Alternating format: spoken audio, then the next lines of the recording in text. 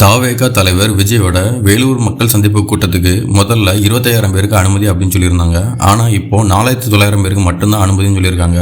அதுவும் அனுமதி சீட்டு QR கோடு இருந்தா மட்டும்தான் அவங்களுக்கு அனுமதின்னு சொல்லியிருக்காங்க.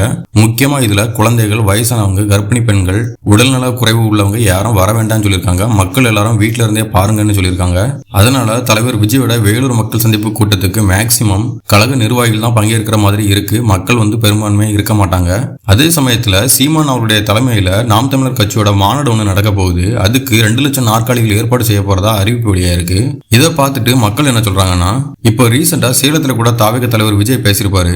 எல்லா கட்சிகளுக்கும் பொதுக்கூட்டம் நடத்துறதுக்கும், மாநாடு நடத்துறதுக்கும், மக்கள் சந்திப்பு கூட்டம் நடத்துறதுக்கும் பெர்மிஷன் கொடுக்குறாங்க. ஆனா எனக்கு மட்டும் தர மாட்டாங்கிறாங்க. இது என்னங்க நியாயம் அப்படின்னு கேட்டிருப்பாரு. அதே தான் மக்களும் சொல்றாங்க.